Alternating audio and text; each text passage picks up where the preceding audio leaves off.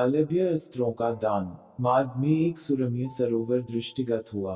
सरोवर के तट पर रुककर विश्वामित्र कहा, हे राम, ताड़का का वध करके तुमने बहुत बड़ा मानव कल्याण का कार्य किया है।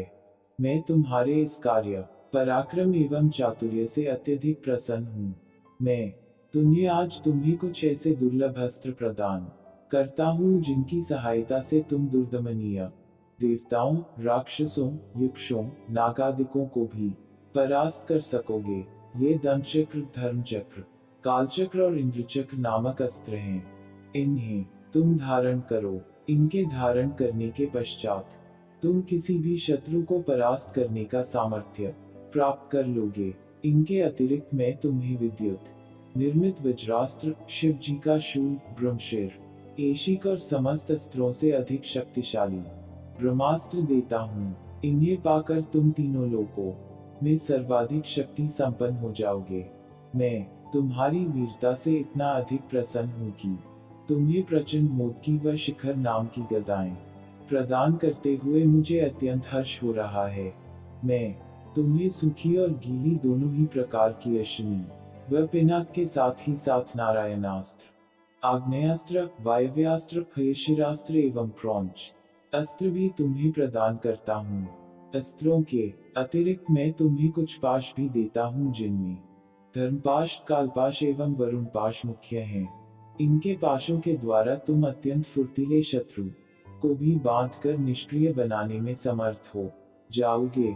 राम, कुछ अस्त्र ऐसे हैं जिनका प्रयोग असुर लोग करते हैं। नीति कहती है कि शत्रुओं को उनके ही शस्त्रास्त्रों से मारना चाहिए। इसलिए मैं तुम्हें असुरों के द्वारा प्रयोग किए जाने वाले कंकाल, मूसल, घोर कपाल और किंकणी नामक अस्त्र भी देता हूँ। कुछ अस्त्र का प्रयोग विद्याधर करते हैं।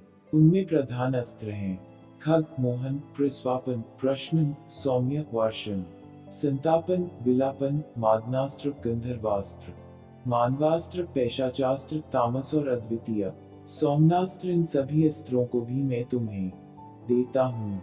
ये मौसलास्त्र, सत्यास्त्र असुरों का मायावी अस्त्र और भगवान सूर्य का प्रभास्त्र हैं, जिन्हें दिखाने मात्र से शत्रु निस्तेज होकर नष्ट हो जाते हैं। इन्हें भी तुम ग्रहण करो। अब इन अस्त्रों को देखो, ये कुछ विशेष प्रकार के अस्त्र हैं।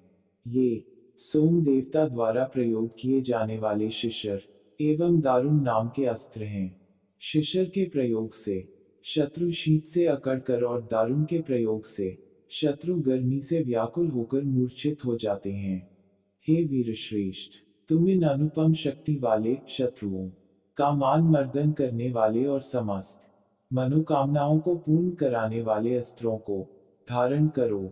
इतना कहकर महामुनि ने संपूर्ण अस्त्रों को, जो देवताओं को भी दुर्लभ है, बड़े स्नेह के साथ राम को प्रदान कर दिया। उन अस्त्रों को पाकर राम अत्यंत प्रसन्न हुए और उन्होंने श्रद्धा के साथ गुरु को चरणों में प्रणाम किया और कहा, गुरुदेव, आपकी इस कृपा से मैं कृतार्थ हो गया हूँ।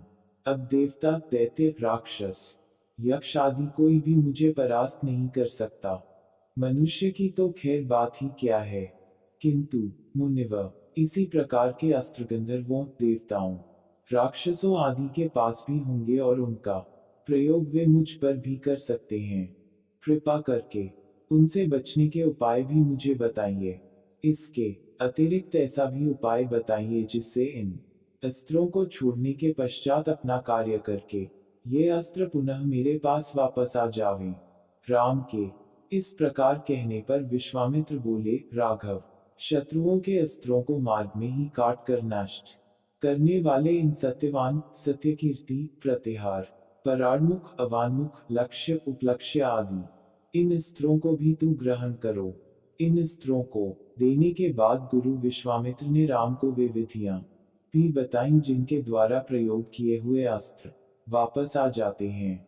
चलते चलते वे वन के अंधकार से निकलकर ऐसे स्थान पर पहुंचे जो भगवान भास्कर के दिव्य प्रकाश से आलोकित हो रहा था और सामने नाना प्रकार के सुंदर वृक्ष, मनोरम उपत्यका एवं मनोमुग्धकारी दृश्य दिखाई दे रहे थे।